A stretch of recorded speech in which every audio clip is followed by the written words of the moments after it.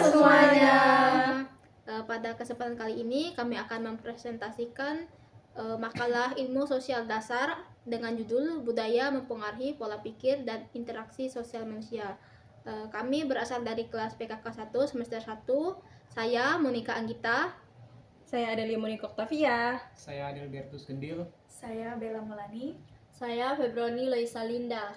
Nah, kita langsung saja masuk pada makalahnya untuk menghemat waktu. Yang pertama, itu ada kata pengantar. Puji dan syukur kami panjatkan atas berkat dan rahmat Tuhan Yang Maha Esa, sehingga makalah ini dapat diselesaikan dengan baik.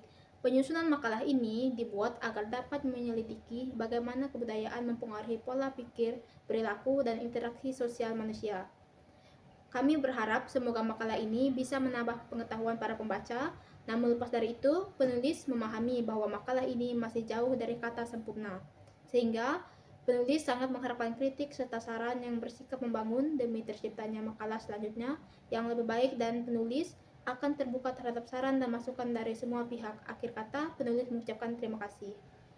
Nah, adapun daftar isi dari makalah yang kami buat ini yaitu ada kata pengantar, ada daftar isi bab 1 pendahuluan yang terdiri dari latar belakang masalah, rumusan masalah, tujuan penulisan, dan bab 2 yaitu pembahasan terdiri dari teori, kemudian ada pengaruh kebudayaan terhadap pola pikir, ada pengaruh kebudayaan terhadap perilaku, kemudian pengaruh kebudayaan terhadap interaksi sosial, dan yang terakhir pengaruh globalisasi dan percampuran budaya terhadap interaksi sosial.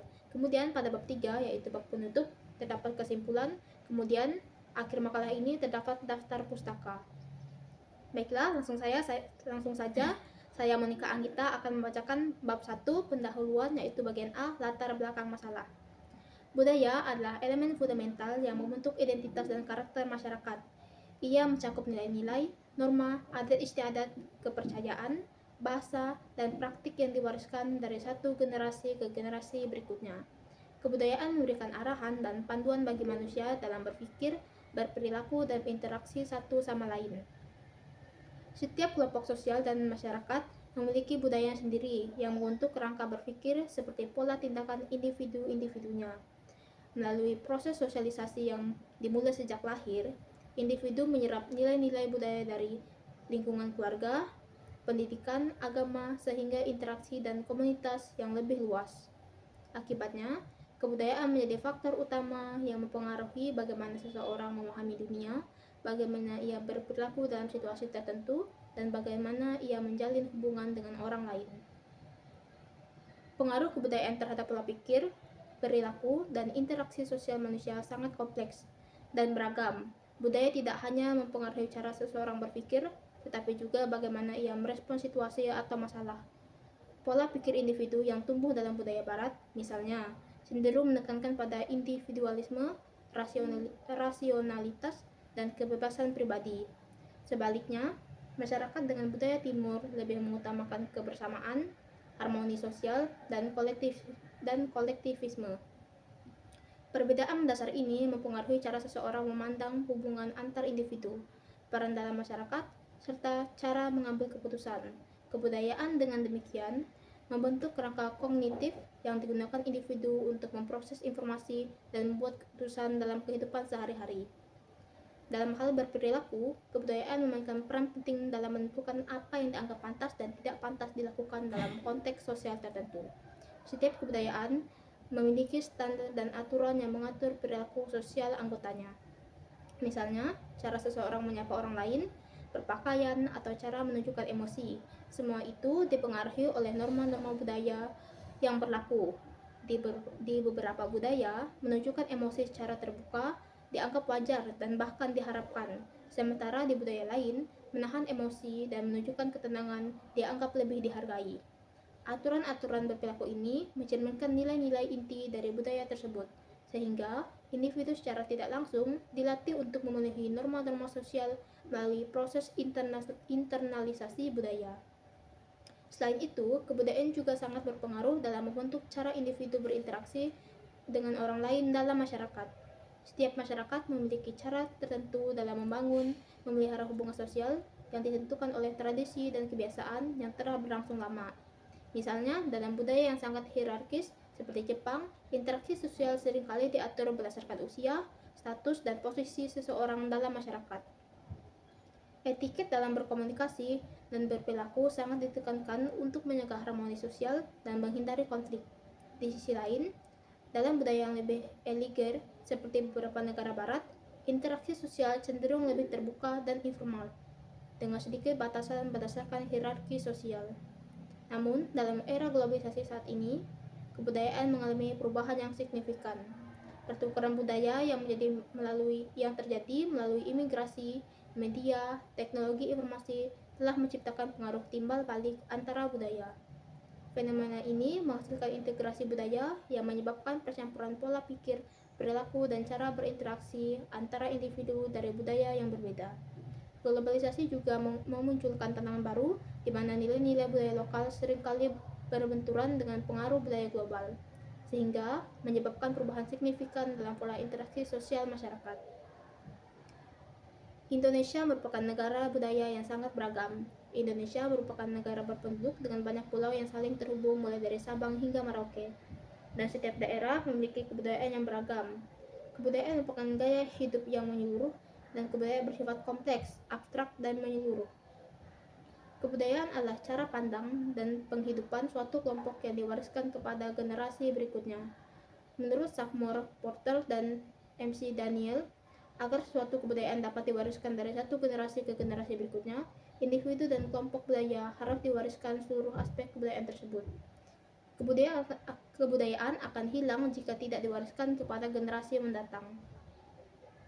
Indonesia mempunyai keanekaragaman budaya yang sangat besar, mulai dari bahasa daerah, kesenian, pakaian adat, dan tradisi unik lainnya. Inilah kebudayaan Indonesia yang perlu dilestarikan selama tahun 2016. Menurut Kebudayaan Indonesia mencakup total kebudayaan yang ada di setiap wilayah Indonesia. Hampir seluruh pulau yang berjumlah pulau tersebut mempunyai suku dan ras yang berbeda-beda dengan ciri dan identitasnya masing-masing. Indonesia merupakan negara dengan budaya yang sangat beragam. Indonesia merupakan negara berpenduduk dengan banyak pulau yang saling terhubung mulai dari Sabang hingga Merauke, dan setiap daerah memiliki kebudayaan yang beragam. Kebudayaan adalah cara pandang dan penghidupan suatu kelompok yang diwariskan kepada generasi berikutnya. Kebudayaan akan hilang jika tidak diwariskan kepada generasi mendatang. Indonesia mempunyai keanekaragaman budaya yang sangat besar, mulai dari bahasa daerah, kesenian, pakaian adat, dan tradisi unik lainnya. Dan keberagaman budaya ini membawa dampak yang sangat besar. Dampak positif dari keberagaman budaya yang ada di Indonesia ada salah satunya menjadi kekayaan nasional dan tidak diketahui.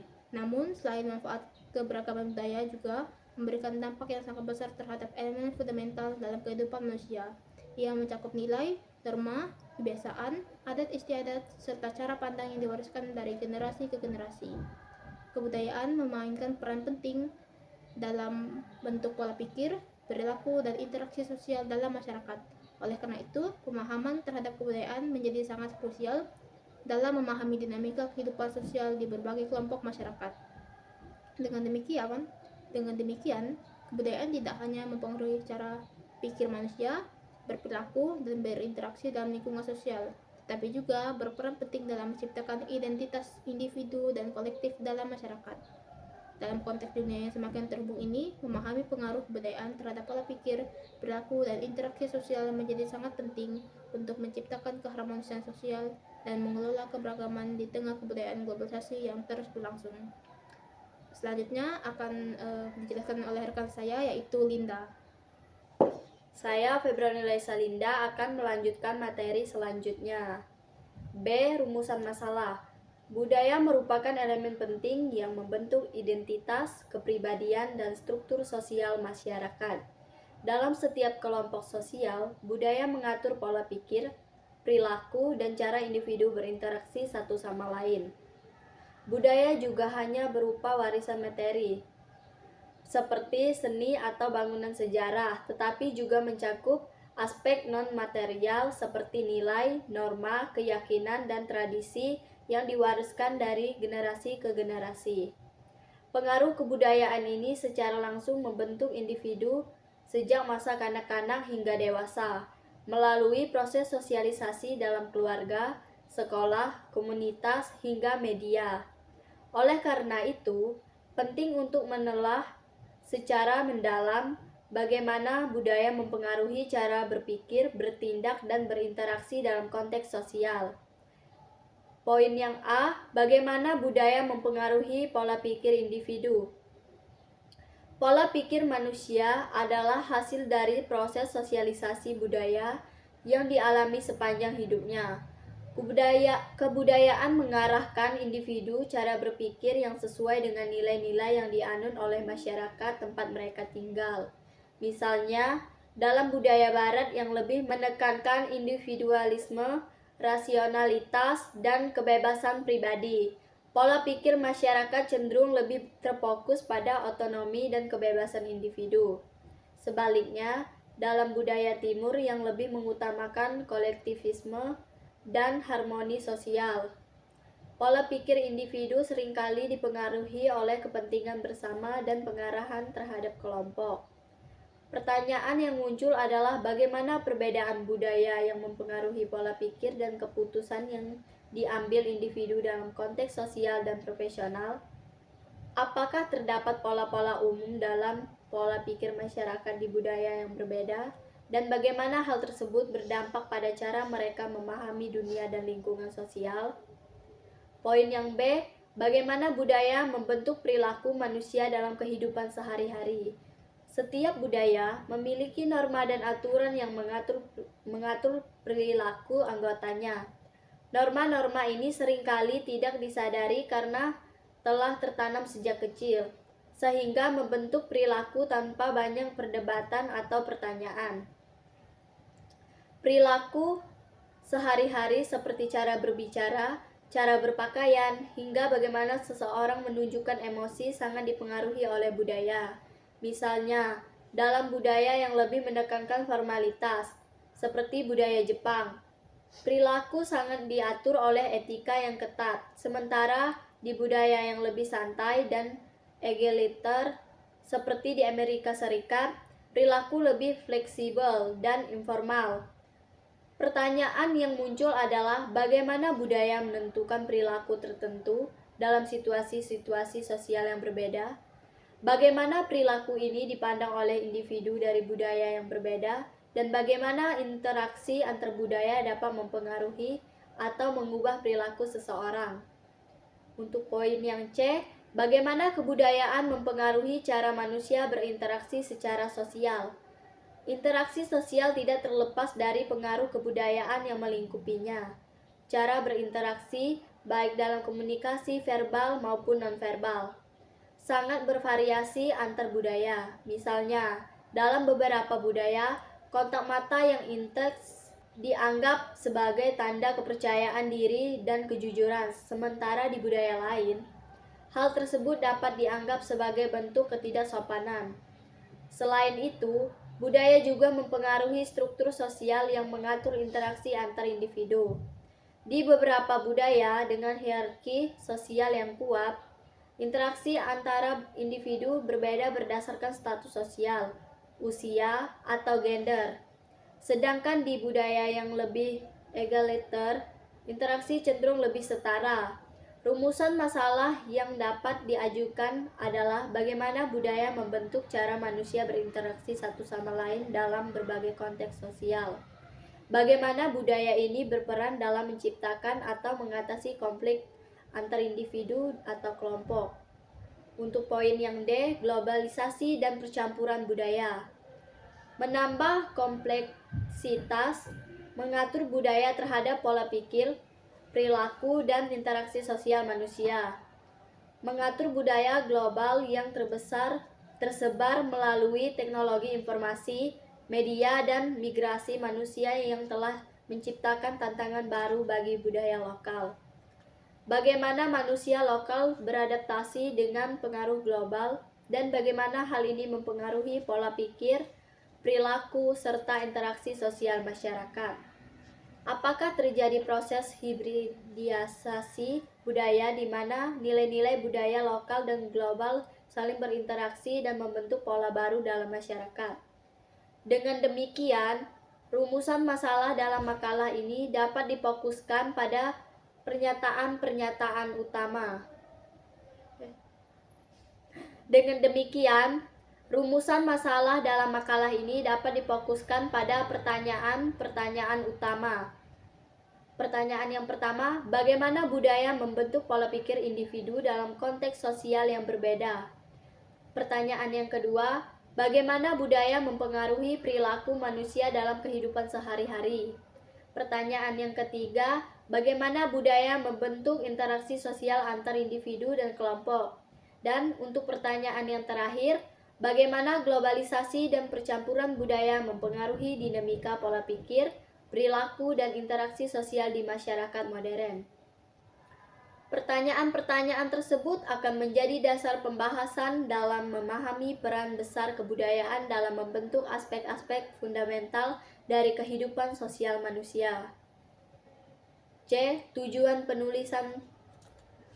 penulisan makalah ini adalah untuk mengkaji dan menganalisis pola pikir individu dan interaksi sosial manusia. Penulis bertujuan untuk memahami secara lebih mendalam bagaimana pola pikir individu terbentuk dan berkembang, serta bagaimana hal tersebut dipengaruhi oleh berbagai dinamika sosial yang lebih luas, terutama dalam era globalisasi. Dalam dunia yang semakin terhubung secara global, pola pikir individu kian dipengaruhi oleh aliran informasi yang sangat cepat, arus pertukaran budaya, dan pertemuan antara berbagai kelompok masyarakat yang membawa nilai-nilai dan praktik-praktik yang berbeda. Oleh karena itu, memahami faktor-faktor yang membentuk pola pikir, perilaku, dan interaksi sosial menjadi penting dalam konteks masyarakat yang semakin kompleks. Tujuan pertama dari makalah ini adalah untuk mendalami konsep pola pikir individu serta bagaimana ia terbentuk. Penulis berupaya menjelaskan bahwa pola pikir individu tidak hanya merupakan hasil dari faktor-faktor internal seperti pengalaman pribadi, latar belakang pendidikan, serta pengaruh dari lingkungan keluarga. Lebih dari itu, pola pikir juga sangat dipengaruhi oleh konteks sosial yang lebih luas, termasuk pengaruh budaya, norma sosial, dan perkembangan teknologi. Tujuan kedua makalah ini adalah untuk mengeksplorasi perilaku manusia dalam konteks interaksi sosial. Interaksi antar individu dan kelompok memiliki dampak yang signifikan terhadap cara seseorang berpikir dan bertindak. Dalam makalah ini, penulis berusaha untuk menyoroti bagaimana interaksi sosial membentuk perilaku seseorang, baik di tingkat personal maupun dalam konteks kelompok yang lebih luas. Tujuan ketiga dari makalah ini adalah untuk membahas pengaruh globalisasi dan pencampuran budaya terhadap pola pikir dan perilaku individu. Globalisasi telah membawa perubahan besar dalam cara individu berinteraksi, baik secara langsung maupun melalui media. Arus pertukaran budaya yang semakin intensif mengakibatkan individu terpapar pada berbagai nilai, keyakinan, dan praktik budaya yang sebelumnya mungkin tidak mereka kenal. Tujuan keempat dari penulisan makalah ini adalah untuk memberikan wawasan tentang pentingnya memahami pola pikir dan perilaku individu dalam konteks sosial yang lebih luas, terutama dalam kegiatannya dengan globalisasi dan interaksi antar budaya. Penulis berharap agar pemahaman yang lebih baik tentang bagaimana globalisasi dan pencampuran budaya mempengaruhi individu dan digunakan untuk mengembangkan strategi yang efektif dalam memperkuat kohesi sosial. Materi selanjutnya akan dijelaskan oleh Saudari Adelia. Baik, saya Adelia Monica Octavia akan menjelaskan materi selanjutnya. Bab 2, pembahasan. A. Teori. Yang pertama, landasan teori. Teori-teori kebudayaan menurut beberapa ahli terkenal seperti Clifford Geertz, Edward T. Hall, dan Pierre Bourdieu adalah sebagai berikut. Poin A. Clifford Geertz. Clifford Geertz, seorang antropolog asal Amerika Serikat, terkenal dengan pendekatannya yang berfokus pada interpretasi kebudayaan. Ia memandang kebudayaan sebagai sistem tanda yang dapat dianalisis dan diinterpretasikan. Dalam karya terkenalnya, The Interpretation of Cultures 1973, Geertz mengembangkan konsep thick description yang merupakan teknik analisis yang berusaha untuk memahami makna di balik tindakan sosial. Menurut Geertz, kebudayaan tidak hanya sekedar kumpulan nilai, norma, dan simbol, tetapi juga konteks sosial dan sejarah di mana nilai-nilai tersebut berkembang. Ia memberikan contoh melalui penelitian tentang masyarakat Bali, di mana ia menjelaskan upacara pertarungan ayam sebagai sebuah ritual yang mencerminkan hierarki sosial dan nilai-nilai masyarakat tersebut. Geertz menekankan pentingnya memahami kebudayaan dari sudut pandang emik atau pandangan dari dalam, daripada etis atau pandangan dari luar, sehingga peneliti dapat menangkap makna yang sesungguhnya bagi masyarakat yang diteliti.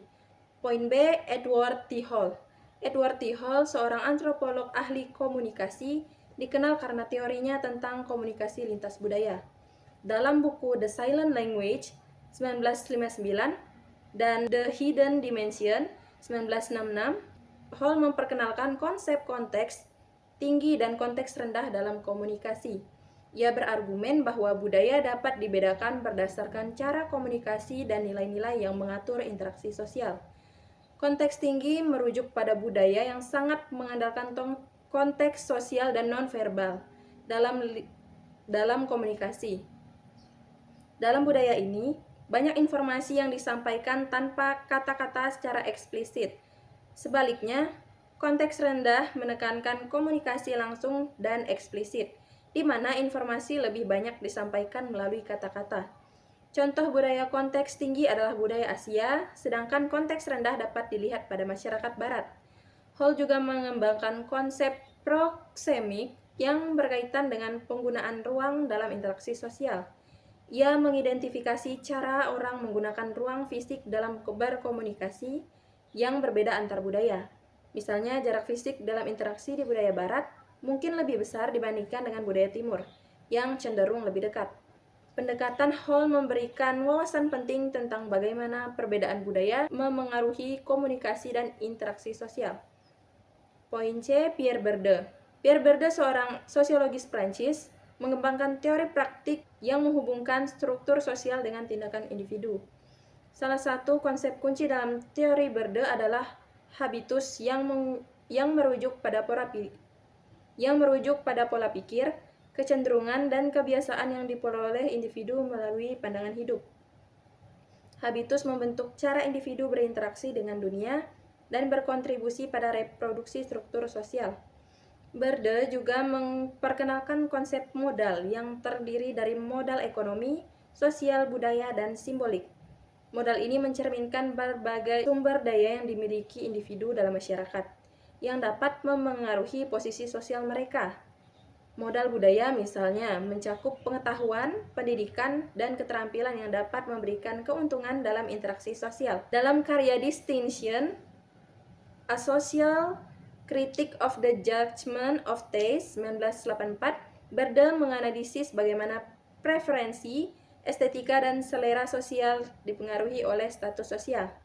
Ia berargumen bahwa selera tidak hanya merupakan pilihan pribadi, tetapi juga cerminan dari struktur sosial yang lebih luas.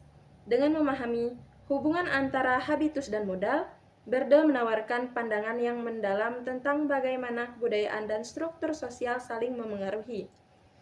Ketiga pemikir ini memberikan kontribusi signifikan dalam memahami kebudayaan. Clifford Geertz menekankan pentingnya interpretasi dan konteks. Edward T. Hall menggali cara komunikasi antar budaya, dan Pierre Bourdieu menawarkan perspektif tentang hubungan antara praktik sosial dan struktur sosial.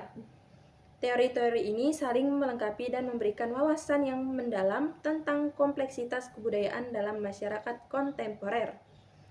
Yang kedua ada teori pola pikir. Pola pikir manusia adalah cara individu dalam memproses informasi, menghadapi tantangan, dan berinteraksi dengan lingkungan.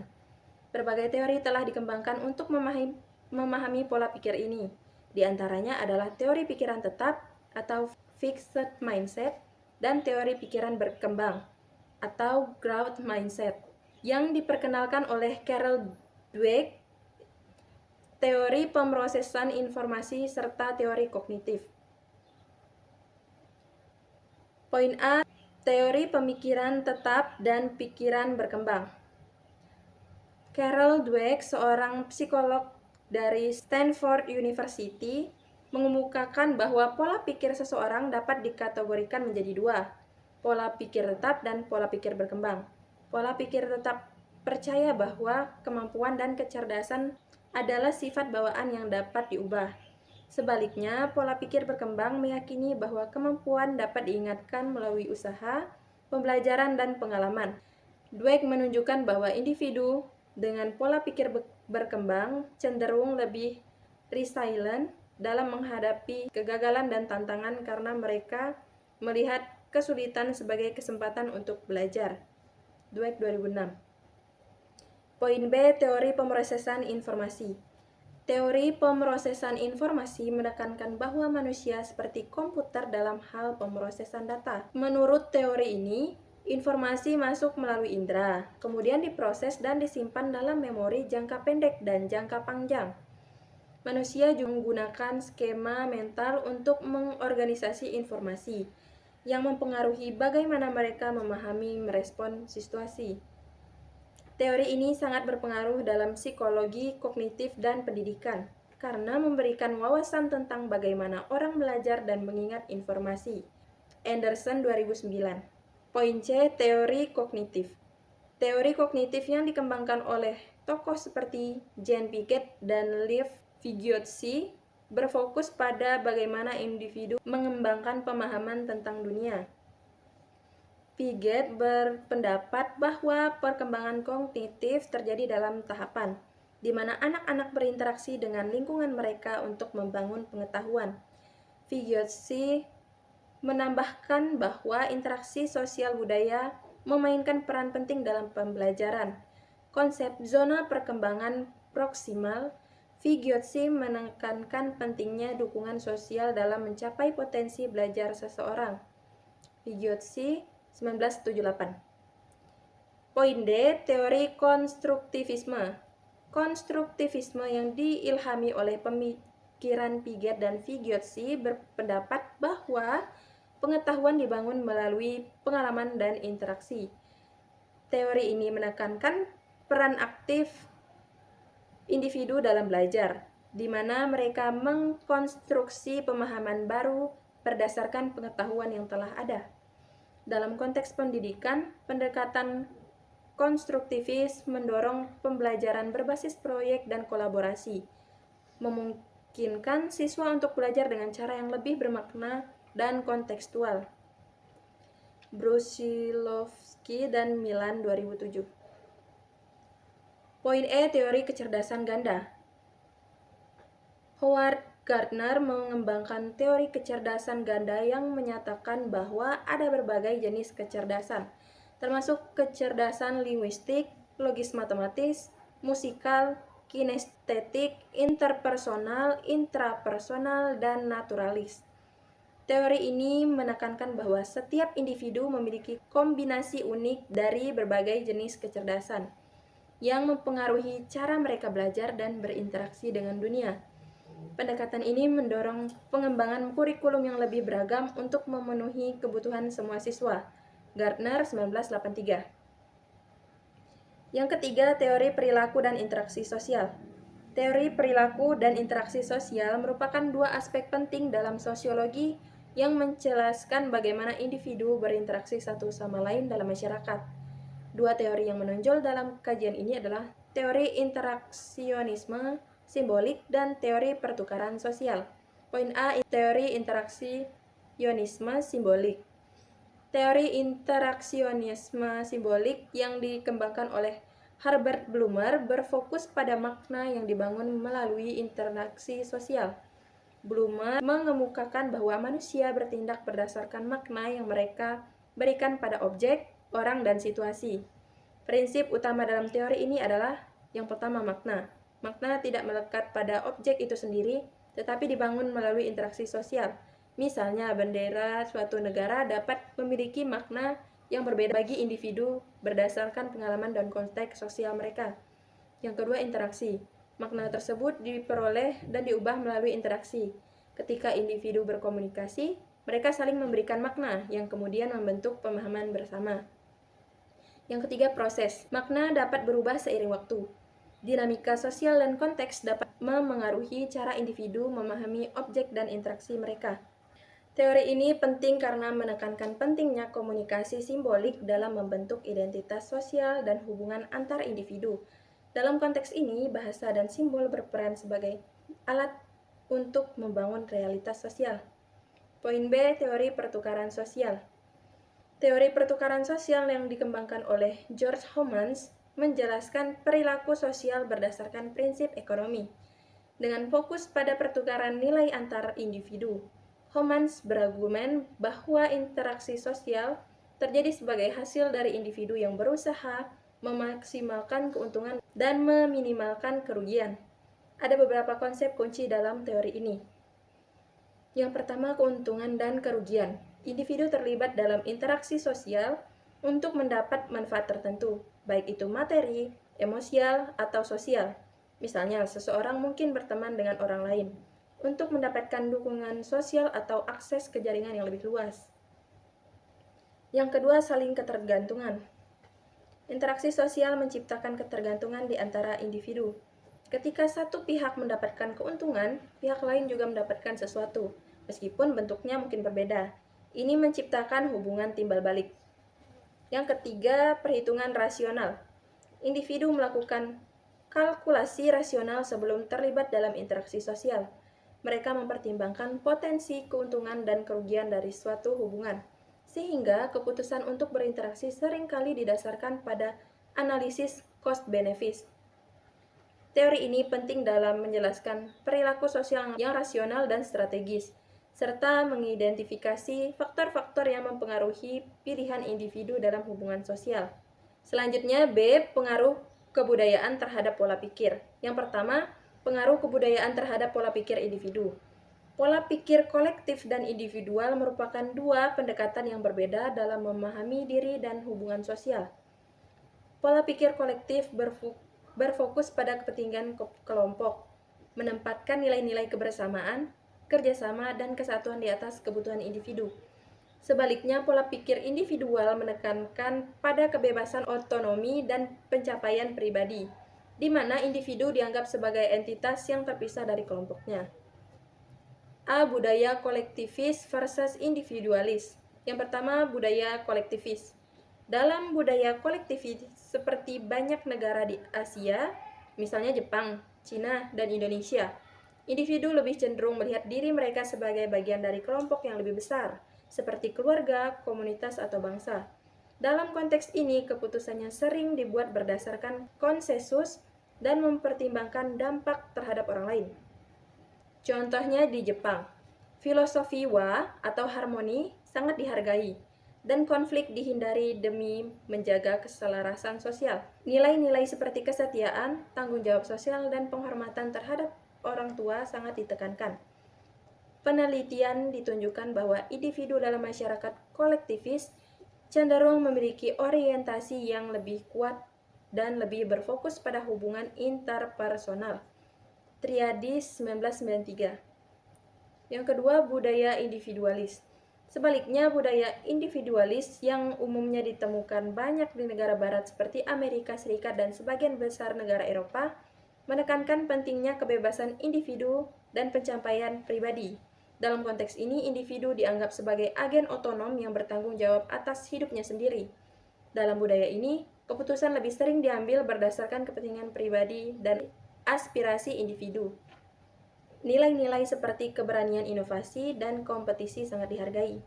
Penelitian menunjukkan bahwa individu dalam masyarakat individualis cenderung memiliki rasa percaya diri yang lebih tinggi dan lebih berani mengambil risiko. Hofstede 1980. B. Pengaruh terhadap pola pikir individu. Pola pikir kolektif dan individual terhadap individu sangat signifikan. Dalam masyarakat kolektivis, individu mungkin mengalami tekanan untuk mematuhi norma dan harapan kelompok. Hal ini dapat menghasilkan rasa tanggung jawab sosial yang kuat, tetapi juga menimbulkan kesulitan dalam mengekspresikan keinginan pribadi. Sebagai contoh, seorang mahasiswa di Indonesia mungkin merasa tertekan untuk memilih jurusan yang diinginkan orang tua daripada yang mereka minati sendiri. Di sisi lain, individu dalam masyarakat individualis sering merasa lebih bebas untuk mengejar impian dan tujuan pribadi. Namun mereka juga mungkin mengalami kesepian atau isolasi karena kurangnya dukungan sosial yang ditemukan dalam budaya kolektivis. Mereka mungkin lebih cenderung berfokus pada pencapaian pribadi yang bisa berdampak pada hubungan interpersonal yang lebih lemah. Yang kedua, pengaruh pendidikan dan nilai budaya.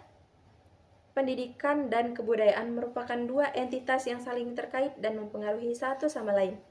Pendidikan tidak hanya berfungsi untuk transfer pengetahuan, tetapi juga sebagai alat untuk meneruskan nilai-nilai dan norma-norma kebudayaan dari satu ke generasi berikutnya.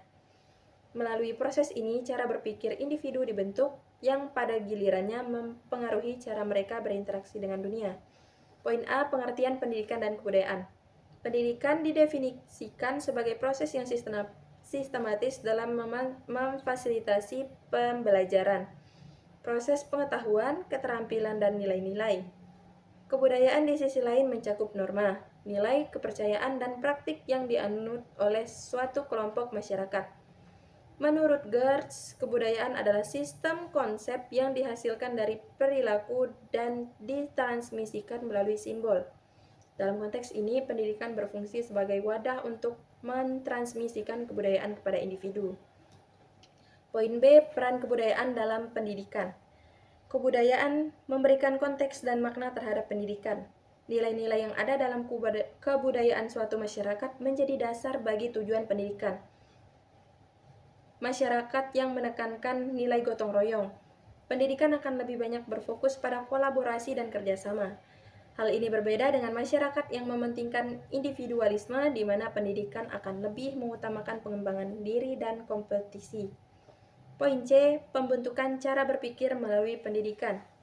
Cara berpikir individu dipengaruhi oleh konteks kebudayaan tempat mereka dibesarkan.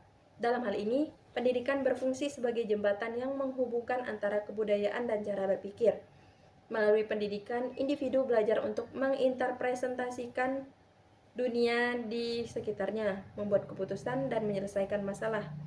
Yang pertama, model pembelajaran. Model pembelajaran yang digunakan dalam pendidikan sangat dipengaruhi oleh kebudayaan. Misalnya, pendekatan pembelajaran yang mengutamakan diskusi dan kolaborasi sering ditemukan dalam masyarakat yang mengutamakan nilai sosial. Di sisi lain, model pembelajaran yang lebih bersifat individu dan kompetitif mungkin lebih umum di masyarakat yang menekankan pencapaian pribadi. Yang kedua, pemikiran kritis. Kebudayaan juga mempengaruhi kemampuan individu untuk berpikir kritis. Di negara-negara barat, misalnya, pendidikan seringkali mendorong siswa untuk mempertanyakan otoritas dan berpikir kritis. Sebaliknya, di beberapa budaya Asia, siswa mungkin lebih cenderung untuk menghormati otoritas dan mengikuti norma yang ada, yang dapat membatasi pengembangan pemikiran kritis. Poin D, pendidikan multikultural. Dalam konteks globalisasi, pendidikan multikultural menjadi semakin penting. Pendidikan ini mengakui dan menghargai keragaman budaya dalam proses pembelajaran. Dengan pendekatan ini, siswa diajarkan untuk memahami dan menghargai perbedaan yang membentuk cara berpikir yang lebih inklusif. Pendidikan multikultural dapat mengurangi stereotip dan prasangka, serta meningkatkan kemampuan individu untuk beradaptasi dalam masyarakat yang beragam. Poin E, dampak teknologi terhadap pendidikan dan kebudayaan. Teknologi informasi dan komunikasi telah mengubah cara pendidikan disampaikan dan diterima. Dengan adanya teknologi, informasi menjadi lebih mudah diakses yang mempengaruhi cara berpikir individu. Namun teknologi juga membawa tantangan baru yang terkait dengan kebudayaan. Misalnya, informasi yang tidak terfilter dapat menyebabkan penyebaran nilai-nilai yang bertentangan dengan nilai-nilai lokal, yang pada gilirannya mempengaruhi cara berpikir generasi muda. Selanjutnya, yang ketiga, peran agama dan tradisi.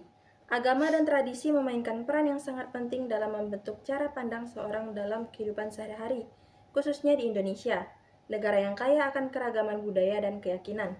Sebagai negara dengan populasi mayoritas beragama Islam, tetapi juga memiliki penganut agama Kristen, Hindu, Buddha, Konghucu, serta kepercayaan-kepercayaan lokal. Indonesia menawarkan banyak contoh bagaimana agama dan tradisi memengaruhi nilai-nilai perilaku, serta cara berpikir masyarakatnya. Pengaruh agama dalam kehidupan sehari-hari. Poin A, sistem nilai dan etika. Agama merupakan sumber utama nilai-nilai etika dalam kehidupan sehari-hari. Ajaran agama seringkali menjadi konsep landasan moral bagi seorang dalam berperilaku. Sebagai contoh dalam ajaran agama Islam, konsep halal dan haram sangat berpengaruh dalam menentukan pilihan. Mulai dari makanan yang dikonsumsi hingga cara bekerja dan bersosialisasi. Konsep-konsep ini diadopsi secara luas oleh masyarakat Indonesia dan menjadi pedoman dalam menentukan apa yang dianggap baik atau buruk. Begitu juga dalam agama lain, misalnya Kristen. Ajaran kasih dalam Alkitab menjadi pedoman utama dalam interaksi sosial. Sedangkan agama Hindu, konsep karma dan dharma memandu umatnya dalam menjalankan kehidupan yang benar dan beretika. Poin B, pandangan tentang keluarga dan peran gender. Banyak tradisi agama Indonesia, keluarga dipandang sebagai unit sosial yang sangat penting. Agama mengajarkan peran-peran tertentu yang diharapkan oleh masing-masing keluarga. Dalam agama Islam, misalnya laki-laki seringkali dianggap sebagai pemimpin atau imam, sedangkan perempuan lebih sering ditempatkan dalam peran domestik meskipun hal ini semakin berkembang dalam konteks modernisasi. Demikian juga dalam agama Hindu di Bali. Peran-peran sosial yang berkaitan dengan keluarga sangat ditentukan oleh tradisi agama dan upacara keagamaan. Poin C, sikap terhadap pendidikan dan ilmu pengetahuan. Agama mempengaruhi pandangan terhadap pendidikan di Indonesia. Sebagian besar lembaga pendidikan di Indonesia, terutama di tingkat dasar dan menengah, memasukkan pelajaran agama sebagai mata pelajaran wajib. Pendidikan agama tidak hanya menjadi bagian dari kurikulum formal, tetapi mempengaruhi cara orang tua berpikir, mendidik anak-anak mereka di rumah. Agama mengajarkan pentingnya pendidikan, tetapi pada saat yang sama juga ada batasan-batasan yang ditetapkan oleh ajaran agama tertentu terhadap bidang-bidang pengetahuan tertentu. Kemudian pengaruh tradisi dalam kehidupan sehari-hari. Yang pertama, adat istiadat dan ritus kehidupan. Tradisi memainkan peran penting dalam berbagai ritus kehidupan seperti kelahiran, pernikahan, dan kematian. Masyarakat Indonesia memiliki beragam tradisi adat yang dipengaruhi oleh agama dan kepercayaan lokal. Misalnya upacara kelahiran di Jawa atau Bali. Tidak hanya mencakup ritual keagamaan, tetapi juga adat istiadat lokal yang sudah diwariskan turun-temurun. Di Bali, tradisi otonan adalah salah satu ritual yang dilakukan saat bayi berusia 210 hari, di mana upacara ini melibatkan doa dan persembahan kepada dewa-dewa Hindu untuk meminta keberkahan dan perlindungan bagi bayi tersebut. Yang kedua, gotong royong dan solidaritas. Tradisi gotong royong merupakan salah satu bentuk pengaruh budaya lokal yang kuat di Indonesia. Nilai kebersamaan dan solidaritas ini sudah mendarah daging dalam masyarakat Indonesia dan seringkali didukung oleh ajaran agama. Dalam Islam, konsep sedekah atau sedekah dan zakat atau pemberian wajib kepada yang membutuhkan. Sejalan dengan prinsip gotong royong di mana orang lebih mampu diharapkan membantu mereka yang kurang mampu. Begitu juga dalam ajaran agama lain, seperti Hindu Bali yang mengenal sistem ngayah atau kerja sukarela untuk kepentingan bersama.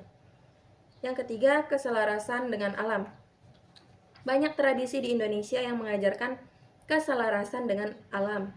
Ini bisa kita lihat dalam kepercayaan-kepercayaan lokal, seperti pada masyarakat di Kalimantan, Sumatera, atau Sulawesi yang memiliki tradisi untuk menghormati alam dan memelihara lingkungan.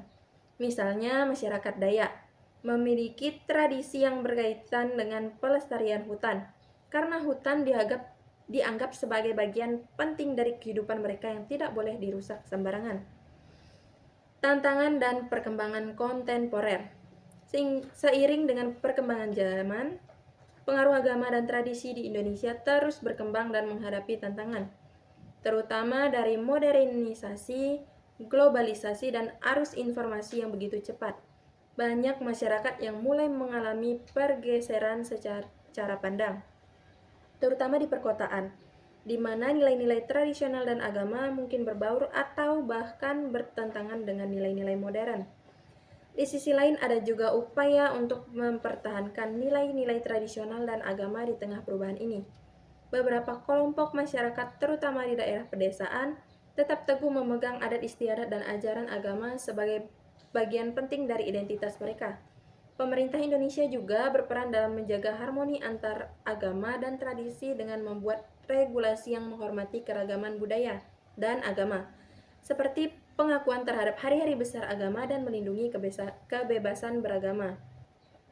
Baik, materi selanjutnya akan dijelaskan oleh Saudari Bella. Saya Bella Mulani. Selanjutnya saya akan melanjutkan pembahasan materi selanjutnya. C. Pengaruh kebudayaan terhadap perilaku. Yang pertama, norma sosial dan etika. Norma-norma budaya memiliki pengaruh mendalam terhadap perilaku individu sehari-hari dalam berbagai aspek kehidupan. Norma budaya merupakan seperangkat aturan, nilai, kebiasaan, dan perilaku yang diterima dan dihargai dalam sebuah masyarakat. Mereka membantu mengatur interaksi sosial dan menentukan apa yang dianggap tepat, pantas, atau diharapkan dalam lingkungan tertentu. Dalam esai ini akan dibahas bagaimana norma budaya mempengaruhi berbagai aspek perilaku individu, seperti dalam interaksi sosial, nilai-nilai keluarga, pendidikan, pekerjaan, dan gaya hidup sehari-hari dengan dukungan dari referensi ilmiah. Bagian A, definisi norma budaya. Norma budaya dapat diartikan sebagai pedoman tidak tertulis yang memandu perilaku dalam masyarakat. Menurut Hofstede 1980, budaya adalah pemrograman kolektif dari pikiran yang membedakan anggota satu kelompok atau kategori orang-orang dari yang lain. Norma budaya mencakup pola perilaku, adat istiadat, bahasa, dan nilai-nilai yang diterima oleh mayoritas masyarakat sebagai standar yang diikuti. Norma-norma ini tidak hanya terkait dengan perilaku yang diharapkan, tetapi juga berfungsi sebagai alat pengendalian sosial, di mana penyimpangan dari norma seringkali disertai dengan sanksi sosial, seperti rasa malu atau dikucilkan. Bagian B, pengaruh norma budaya terhadap perilaku sosial. Salah satu aspek utama yang dipengaruhi oleh norma budaya adalah perilaku sosial. Dalam banyak masyarakat, norma yang mengatur interaksi sosial mengajarkan individu bagaimana harus bersikap dalam berkomunikasi dengan orang lain, baik itu teman, keluarga, atau orang asing. Misalnya di negara-negara Asia, terutama Jepang, kesopanan dan kehormatan menjadi nilai penting yang sangat